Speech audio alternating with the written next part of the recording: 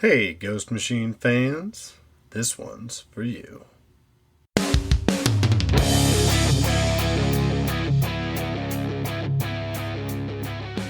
Welcome to the Ghost Machine Fans Podcast, episode 48.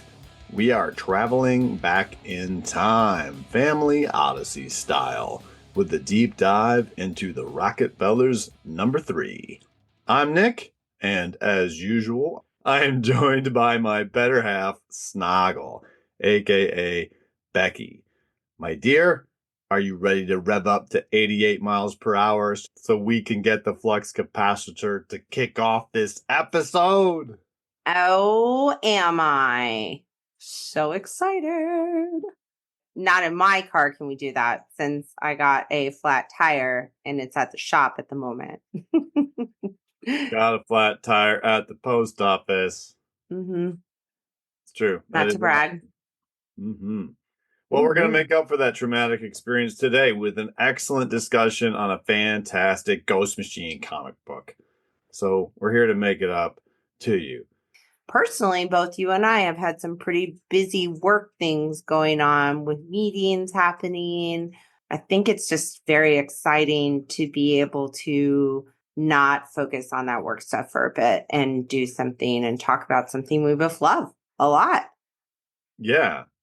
Do you remember when we spoke with Jeff about how comic book day is like the day when you don't have to, you can like take a moment and not think about any of the other stuff going on, new comic book day?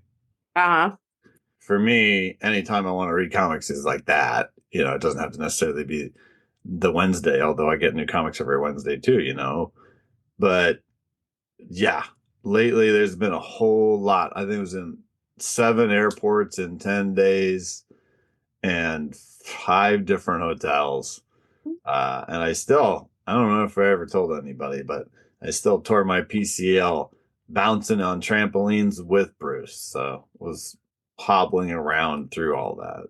And the whole point is that, man, there's nothing I would rather do other than this with this lovely lady. So just stoked to be here, you know. Ghost Machine, you are that.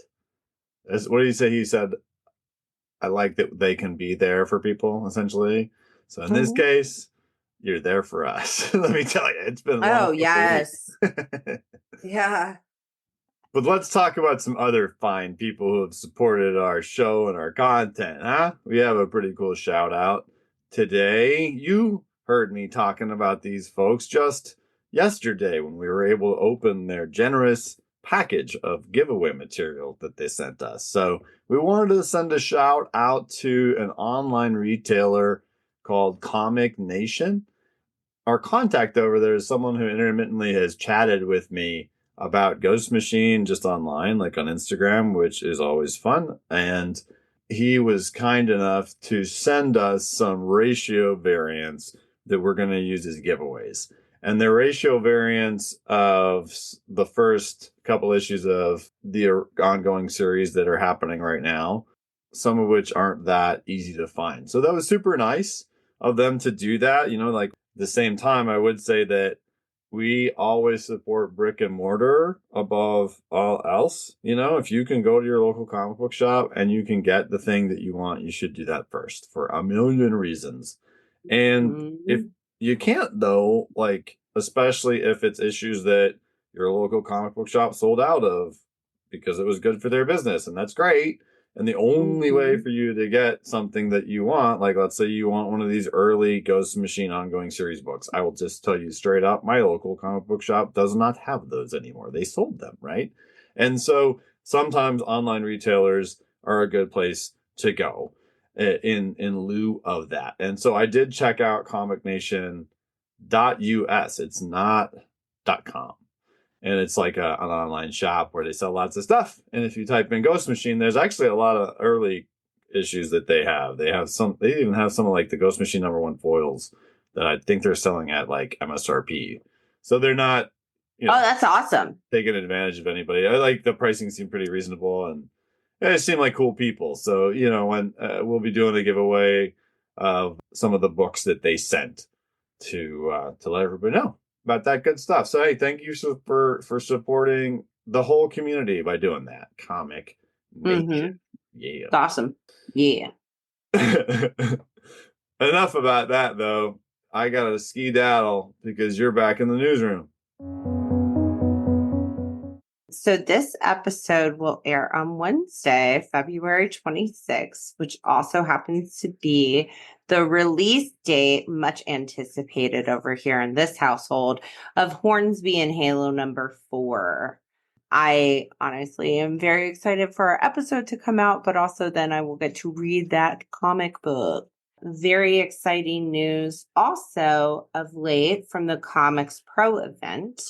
The artist for First Ghost will be fan favorite Jean Ha, and the next title by Layla Lees and Maytal Zhu is called Sisterhood, a Hyde Street Story, which I feel like after talking to Maytal about the first book, the first Hyde Street book that she did, I have a feeling I'm really going to relate to this Sisterhood, a Hyde Street Story, since I have 3 of them myself. And honestly, it's not always perfect. Oh, sisters, right? As a man. Oh, yeah, sisters, right. You have a sister.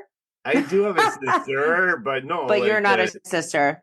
Well, the title is Sisterhood, a Hyde Street Story. So yeah, sisterhood makes me think of like sisters among sisters, etc.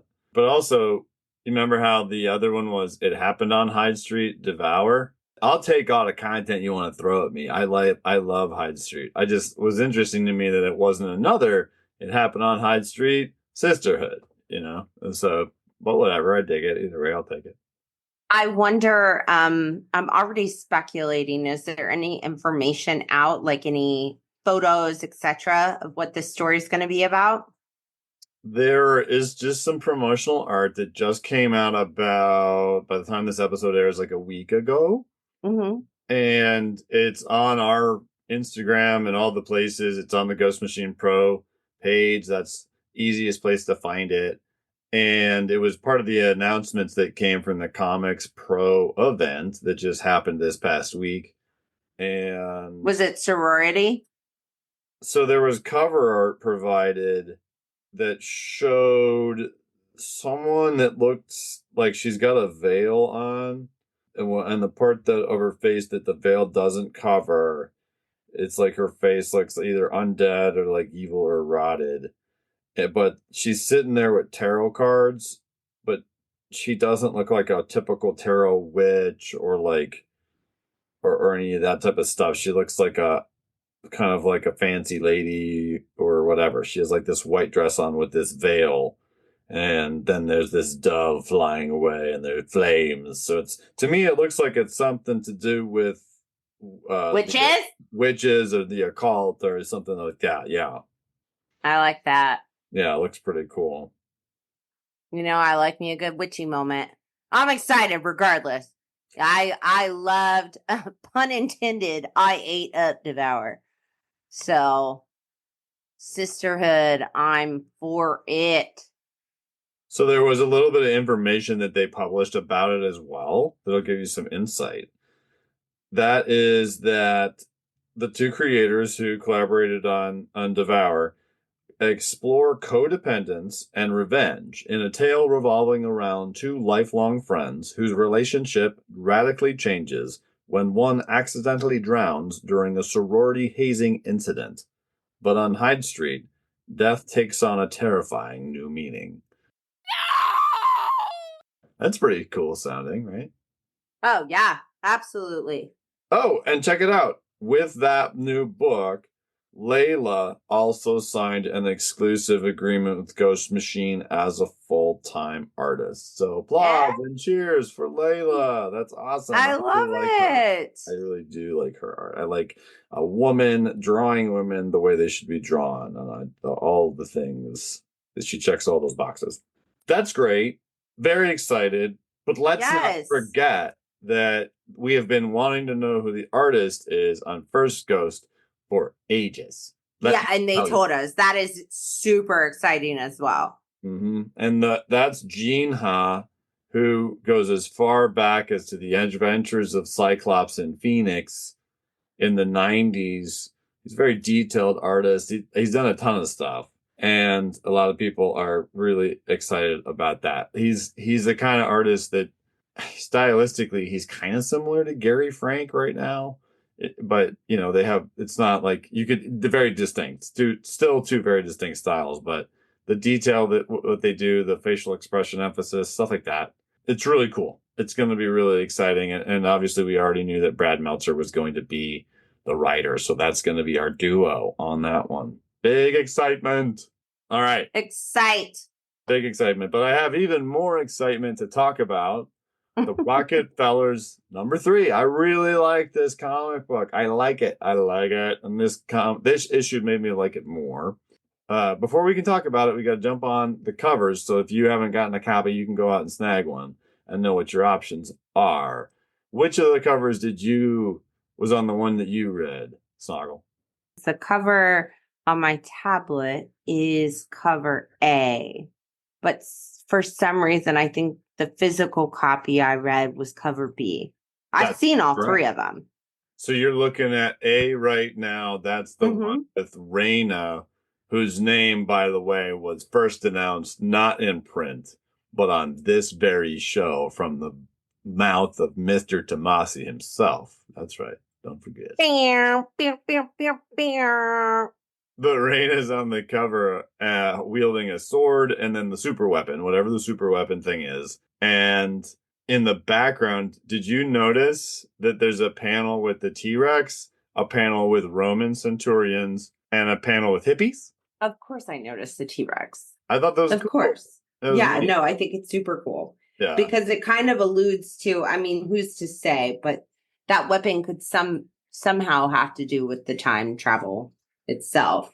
Oh, as soon as they start time jumping to run from her, it's just game over for me. So this is a really cool cover. I liked it. It also really emphasizes the fact that there are very, very, very few flesh organic features left that she has, which we learn a little bit more about when we start the issue.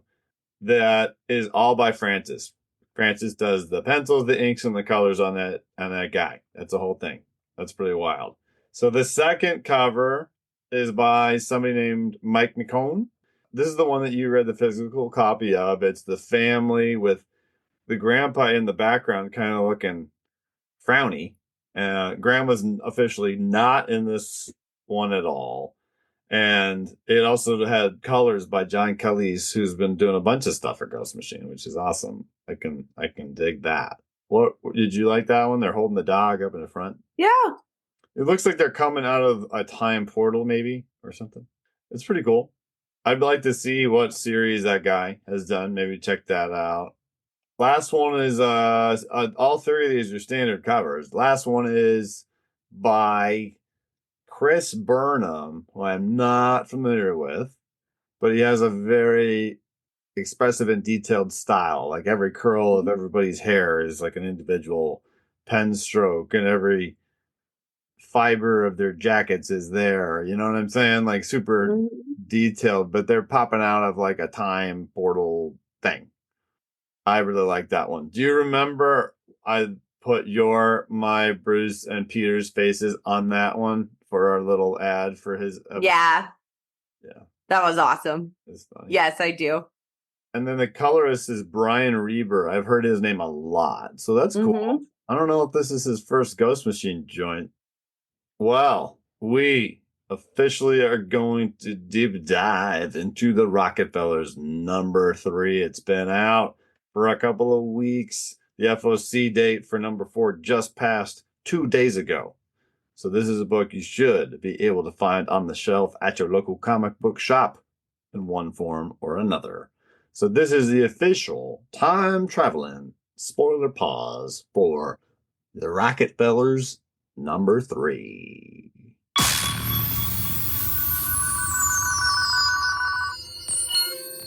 Let's talk about these creators. Fan faves, Peter Tomasi and Francis Manapul are our creators. Peter more story in the words.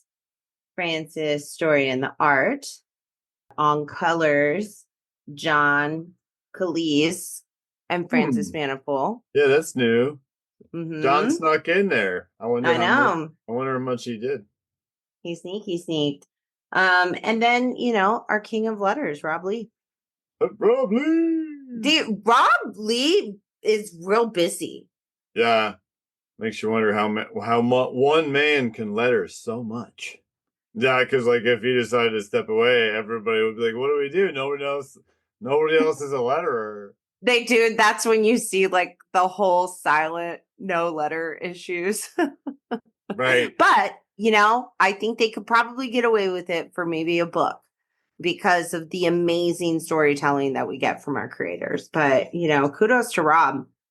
Peter even said a good movie is one where you can turn the sound off and without Mm-hmm. being able to hear the dialogue, you can still know what's going on. Mm-hmm. But heck yeah, Rob Lee. To that effect, he uses a lot of, even right on the first page, he uses a lot of different fonts and like bubble styles, I guess you could say, to convey a certain thing, right? And it Yeah, let's starts get out, into it. Earth, the 25th century. I love that we start off, first of all, the color, the art, wonderful how it's showing like the building blocks of obviously something happening to rebuild this body. We open up to this wonderful scene. Obviously, a body's being rebuilt. so you get this sense of the organic, right? Because you see like these Mm-hmm. muscly sinews within. It's like a force field or whatever, like some sort of because it doesn't have skin, but it has this pinkness that it looks like it is some sort of barrier for these musculature things to start growing inside, but we don't really see the sense of a skeleton either. But we distinctly see some sort of technology that is drawn, in my opinion, to look like building blocks. Mm-hmm. There's like a light blue, like nanotechnology is assembling. I also feel like this has probably happened more than once to this individual because at the very end of all of these like very technical things that is happening to him, her, it says, "I'm so tired of this." And then they come out of the like chamber thing or whatever that kind of peels back, and Raina's there, and Raina refers to that being as darling, and she's Mm-hmm. also tired of it. And then we get this great image of her where we see that it looks as though the only flesh left on her body are her hands.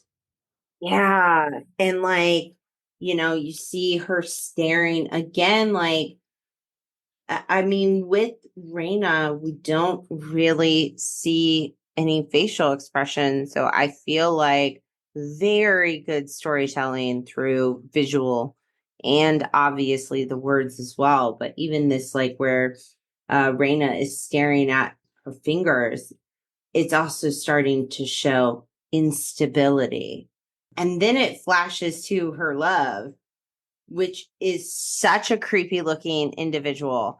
And I don't care that it's too early in the book, but did this not scream to you that like that eye that they have happens to belong to one of these two individuals?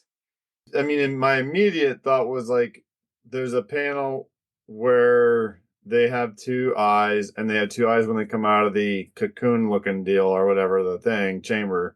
And then there's a panel where Raina is talking about how many missions she's gone on to try to fix this issue and hasn't had any luck.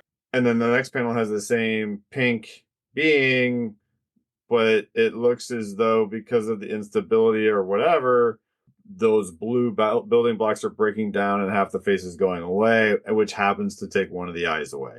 Now, whether or not that has to do with the fact that Roland has an eye, I was like, maybe. I'm not sure. But I Or she think that could they're just be sorry, go. I think that they're both dealing with nanotechnology that rebuilds stuff, and that maybe their tech is faulty and Roland has the solution. I mean, I like the mystery it creates because they might actually just be looking for the Rockefellers because they can help them, even though they are probably evil. Maybe it's not, maybe they don't want it for the nefarious reasons that we might be led to believe. And maybe the real nefarious person is dun dun dun his brother. I don't know. Now, I feel like with as many books as we're going to get, there will be twists and turns down the road. So the way my brain goes, like when I'm reading a story, is like, what could the twist be here? Even when there's not a twist. So I'll create like millions of twists. But I do like, that we obviously turn the page and he is working with that pretty creepy eyeball. Really, really quick, did you notice on the last panel when they're holding hands that their world looks like very lush and green? Yes. That's not the world that the Rocketfellers came from, because the Yeah, I they came think from was like a dying world. This is the time period that the Rocketfellers came from, but there's all that overgrowth and stuff. so maybe they're on a different planet. They could be on a different planet. I was about to say, There's a I mean, hover car like in there. with time traveling capabilities, I can't imagine that we're throwing out that interplanetary travel is out the picture. Sure. So it does it like alludes to the fact that the eyes could be connected or whatever, because as you turn the page right there, you get The eye.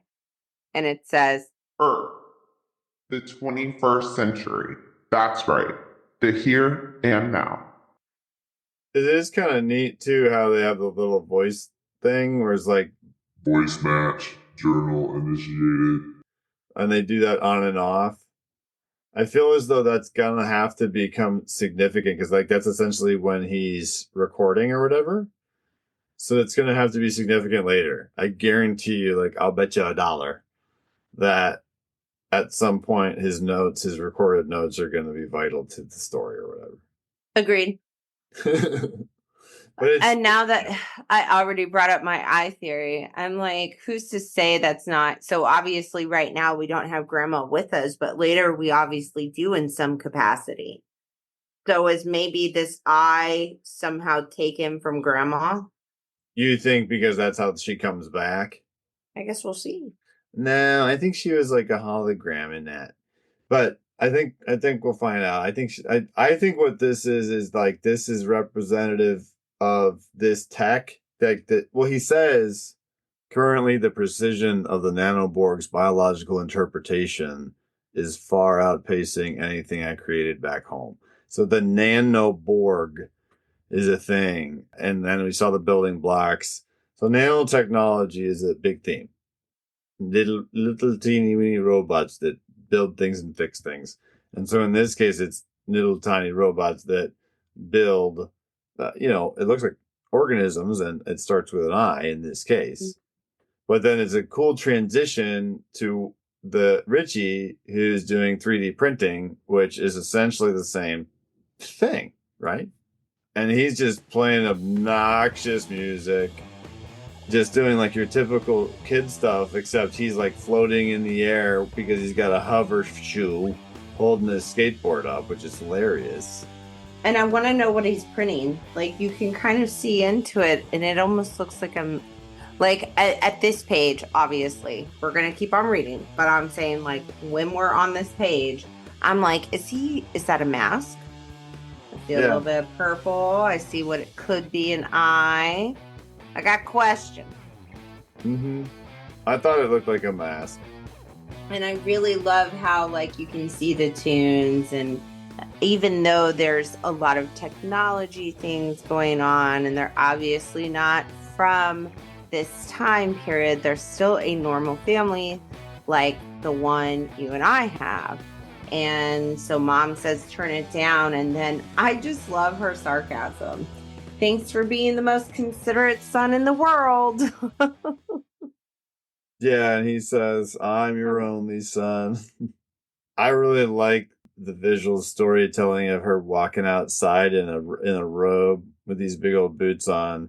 You have no idea what's going to happen, and this is one of those things that it's great positioning in a comic where like you flip a page and then that panel hits you a certain way because she's in her bathrobe walking outside, looking around, making sure nobody's around, using a future gun that gets a really cool like heat gun zapper sound from Rob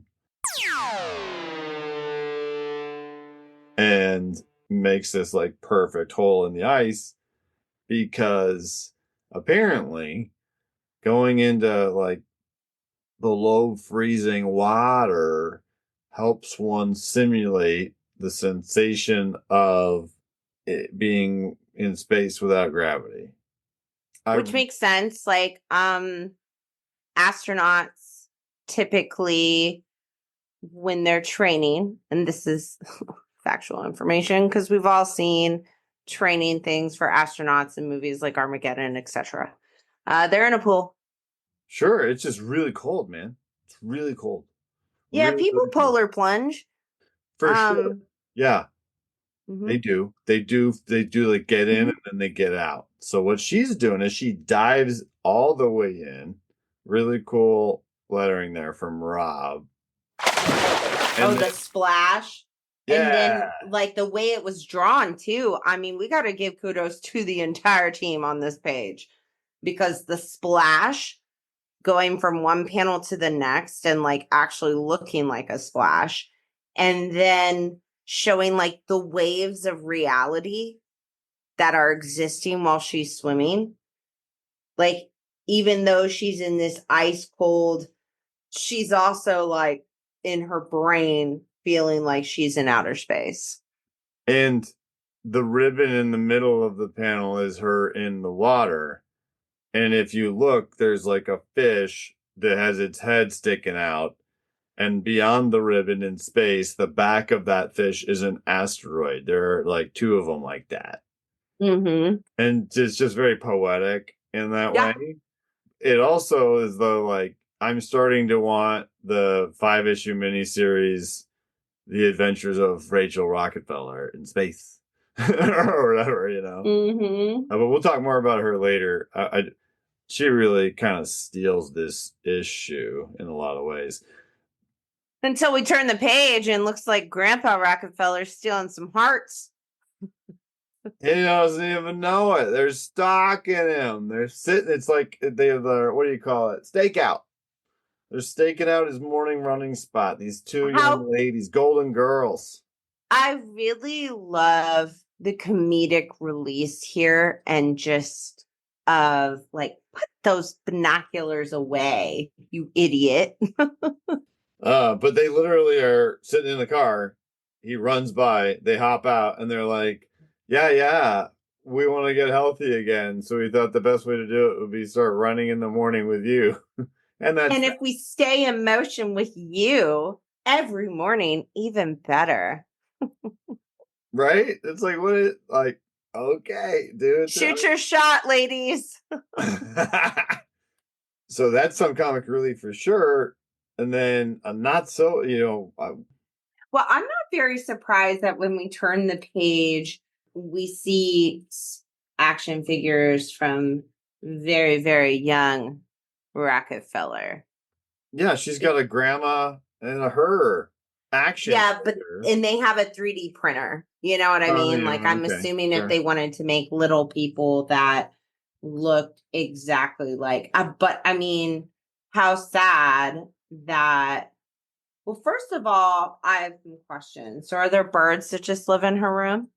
Oh, up in the corner, there is Like an the actual tweet, nest. tweet. That was, do you recall in the Christmas episode that she's, yeah. Yes. I forgot. That's a cool callback to that. Yeah. Oh my gosh, did you notice the plushie Geiger? Yes. I didn't. You saw that before? You're telling me you saw plushie Geiger? Yeah. Well, you know how I like inspect the entire page because I like to. I really, really do like how there is little tie-ins to other universes, within Ghost Machine universe in general. But the reason I will be a little bit more honest, the reason I saw him is because I was like, oh, look, that bird is sitting on her head. Oh, and he's to the left of that, yeah. Mm-hmm. It does look that way when we get the camera angle looking down in the pool of sad story recollecting. And then all the power goes out with these awesome, just a bunch of Z's and T's, but you can totally get the vibe of that sound of the power in the building going out, you know?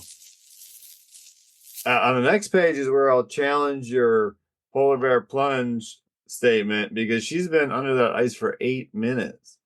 Oh, so does that mean like somehow she can also like hold her breath? Is she not human? No, I think she's certainly human. I think she's just. We'll talk more about it in the bio. I think she's just a profoundly like unique human. For now, let's just leave it at that. I don't get the impression there's anything beyond that. So yeah, we get this incredible sense of her physical capabilities. She comes back out of the ice, mentions that's her best time yet, and I just walk me through this. Walk me how you like. So Mr. Martinez, the neighbor, is now there with a fishing pole, wearing her robe to stay warm while he fishes in the hole that was there. Mm-hmm. And I get no weird vibe. From Tony. No, I mean, remember, because we keep wondering about this guy. And it's like sometimes he's kind of always, it's like he's the comedy, he's, I don't know, he's like the funny, if he's just a funny neighbor forever, that's totally fine with me. I feel like always goofy stuff's going to happen to him because he's such he's like a weird kind of, I don't know, Flanders. Yeah. No, not even that. I don't know. But we thought he might have nefarious purposes, but I don't think he does. She even goes so far as to tell him, hey, make sure you can call me by my first name, Rachel. And he's like, oh, okay, you can call me Tony. And it's like, you're still like ice fishing, dude. Like, you're you just like, did you peer out your back window and notice, oh, there's a hole out there with a rope next to it. I'll go ice fishing. I won't call 911 and say, there's a hole here with some clothes next to it. And there's a person not here. There may be an emergency. No, he's going to go ice fishing. It's suspicious. Yeah, well, but she's also obviously she's like, all right, it's all good. Don't worry about it. Still suspicious. Maybe she's just trying to be super duper nice so that he doesn't tell anybody this weird thing happened. You know? Yeah. Well, then she walks away, and obviously, when she gets back, the power's out in the house. Yep, and the whole family is like, we gotta go, and he messes with like a switchboard deal or whatever. And gets the power back on, it looks like, but then notices in the process that I guess that he had never seen it open. We get that verified now. It had only gotten to the point where it looked like those lashes that we've talked about and seen. He starts to record, and it's like, I mean, wow, first of all, this page, beautiful. I mean, 10 out of 10 stars. But even like, I could swear this eye sees me. Like, you can see his reflection in it. I mean, whoo, I want to know about this eye. And that reflection, that to me is the coolest thing I've ever seen Francis Maniple draw. You're talking about where you can see Roland seeing his reflection in the iris of the eye. And it's different depending on whether it's like right in the middle or you know, depending on the part of the eye that's being reflected. And in the process, he's doing another one of those journal entries, and he implies that somehow that the eye can see him. And it gets very science fiction-y, very like dum dum dum, you know. And then we get some more comic relief, though, which this book is great. I like that kind of like back and forth. And I want to paint the picture for you. So you have Jack, I think he's like a Jack Russell Terrier type of dog.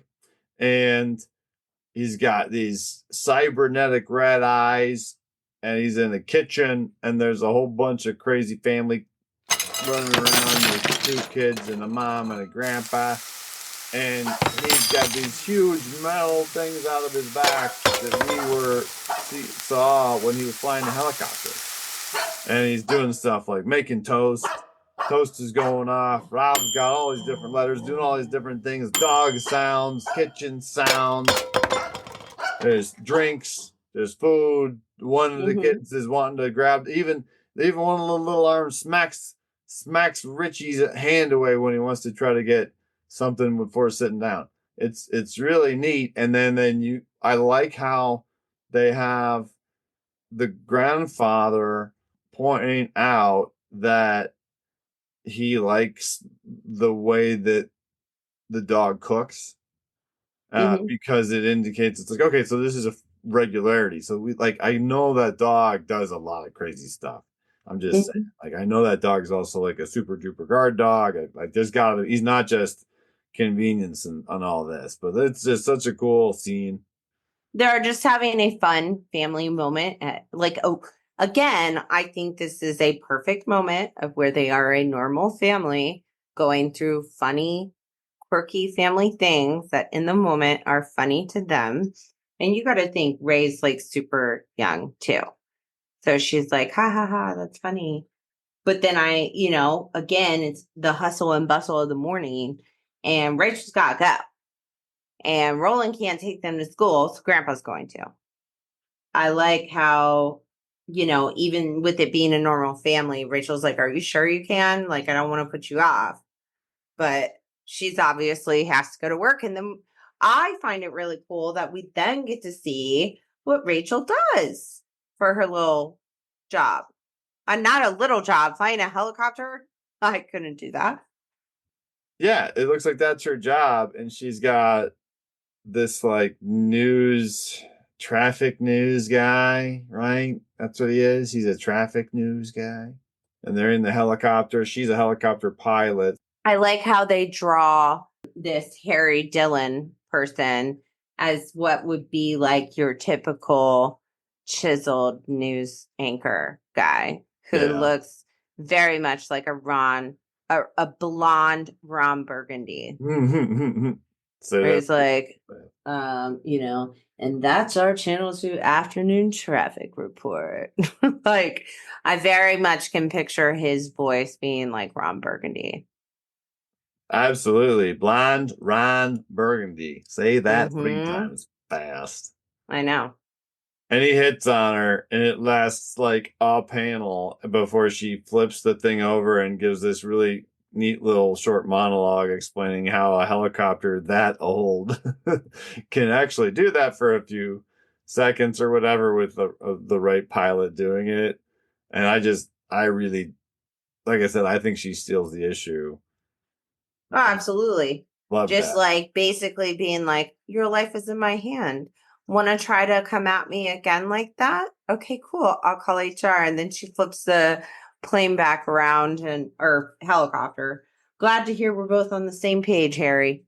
Glad to hear we're both on the same page. Yeah. I don't know. I really like her character. Yeah. I dig it. Yeah. Then we go back to, while this is happening, now we get to find what important thing Roland was working on in the basement. And it is none other than the mysterious eye. It is the eye. Now it's all the way open. It's like staying open, it looks like. And he's even thinking, like, what are you looking at? And then we hear this futuristic call coming in because he's in his basement with his whatever that deal is where he can communicate that he sits in, where he can communicate in the future with his brother. And his brother drops a bomb on him. Yeah, he's engaged.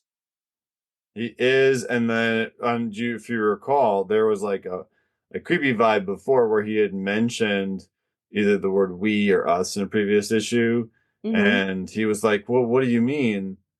And it was like foreboding, and this makes it seem like, oh, he just wasn't letting him know that he was engaged, and it's neat, like they go back and forth a little bit, but ultimately he's like, you can be a part, like, welcome to the family and the team, which is interesting.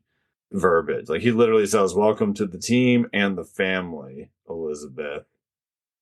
And she was like listening the whole time too, where he's like, when I said don't mix work and personal, she's like, it's fine. Because it seems like she's just finding out, or maybe just like addressing the fact that his brother should have told him multiple months ago that they were engaged. Yeah, for sure. Yeah. Who knows how much time has passed? I don't know. Yeah, it looks like that they make a point of saying it's been 3 months. So Mhm. a little bit more lighthearted, though. I was expecting his brother to just straight up betray him after they had Mhm. whatever that was weird vibe before. So it looks like that hopefully won't be the case. But he makes a point. This circles back to all the entries. He tells his brother, I made some earlier journal reports. Give them a listen and then let's talk. Mhm. And then you've got the eye kind of like in the foreground of the panel, implying like it's there, it's watching, and that's what those reports are about. So let's talk quick, soon, before something terrible happens. Yes, and then we turn the page. The present, London, England, the Thames River. And Super yacht. interesting. I did not see this little scene coming. Yeah, it's I like it. Good comic bookery. Tomasi and Manipul. One of those like cliffhangers. Like, yeah, cool. I need the next one. Right on. I better go. By the way, Hey. do you feel like when you're looking at this Nicholas character that he's purposely drawn as a short man? Yeah. I mean, excellent drawing, by the way. You can tell he is short. Yeah. So I was trying to figure out because they don't look like children, but he makes a point of saying that he wants their butler after they take a look at the information where clearly they've caught Richie and his hacking activity. These two guys on the yacht that seem to be wearing like matching fancy military Fancy, weird outfits. attire ish, like some medals and stuff. And but then he tells the butler, please bring us 2 large chocolate milks with extra Fox's You Bet syrup, which I guess. Yeah, I'm very intrigued about this next issue because it's the 2 large extra milks is not Right. It's like, are they kids? Dimitri. Are they young? Are they like super smart kids that are rich? Like two twin super smart twin brothers that are evil and rich, and that's why they have the yacht. But their faces read old. Yeah, that's what I'm saying. Like, Yeah. I don't. That's what I thought. So, but it was weird when and if you look up Fox's You Bet syrup, it's not like alcohol or anything. It's a brand. It's just like Hershey's syrup, I guess. So I'm sure there's something behind that. There's lots of little nuggets in everything that Tomasi does. Mm-hmm. I like that because it's like, oh, cool. So that's another wrinkle. We have learned a lot in this issue. You know what I mean? We've learned a lot about Rachel. We've learned a lot about what's about to happen with how Richie is continuously doing nefarious stuff on the internet. But I really liked her bio. My favorite, it basically says she's a super everything human for all intents and purposes. Not superhuman in like the superhero sense, but like highest IQ, physical adeptness, like adventurous resume, all this really interesting stuff in space, And but they do point out that Rachel possesses uncanny intelligence, a necessary trait to be both an astronaut and astronomer. Rachel was not only first in her class, but first in all previous classes since the days of NASA beginning in the 20th century. Meaning that she was the smartest person ever at NASA. So, and she's able to stay in sub-zero water under the ice for 9 minutes. And so she's like amazing, right? Like, and but the main things it emphasizes are her like tactician abilities and just, so she's amazing. It's very interesting to see that. She's a baddie. She is the baddie, the baddest of the baddies. Is my point. Like, that's a big deal, man. Like, she's like, oh, like. I changed my answer from last week. That will be who I will cosplay as, but I will not plunge into the cold water. Right. Oh, no. Not that. No. No reason for that. No need for that. It wouldn't have to be real cold water if you had to do it. If, like Yeah. a video, it would be just normal water. Yeah. But this is an interesting listener mail. This one, you want to read it? Yeah, I will. Do it. This week's message. Oh, wait. Aren't we calling this fantastic mail? Shoot, this is why I wasn't going to let you read it because I didn't want to do that. Yeah. This week's fantastic Oh, no. mail comes from Jimmy Neutron, who writes, "Why don't you guys put videos of the show on YouTube? I think you should do that. At least maybe if you ever do live recordings, like at conventions, maybe. Either way, keep up the great work." Yeah, I mean, why don't we, Nick Wilson? Well, People want to see our wonderful faces. usually when people, so here's my counter question for you, Jimmy Neutron, spelled Newtron, is usually when people make this suggestion, it is because they want like the whole episode that way. And I dig that, I get that. But we do a lot in post-production to make this try to feel like we're all sitting around a coffee table and hanging out. And there is a lot that goes into that we wouldn't be able to put in something that was just a recording of a live video. At the same time, what I was thinking is that, well, are there particular subjects or maybe a different segment we could do? Maybe we could do a monthly thing where we do something like that. Well, we honestly, we might want to show them how wonderful we are because we don't mess up as much as I think they think we might. Yeah, it's not even that. It's more like we do stuff with the audio to make it quieter and less disruptive for you, and then we also add the fun effects and stuff. So the tone of it would be a little different if we did video. And so I think that's a really cool idea. And what we would like, Ghost Machine fans, is we would like you to tell us what you think the best type of segment we should do in that format once a month, just because we only have so much time, would be. And we'll give it a go. Jimmy Neutron. So if you want, let us know at ghostmachinefans@gmail.com.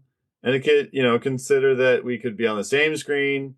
We could be on two screens in the same house, but for this, we would probably just be on the same screen. We could do Twitch, we could do YouTube, whatever. Maybe it could be some sort of like Q&A or whatever. I don't know, something like that. Or it could be a rotating thing.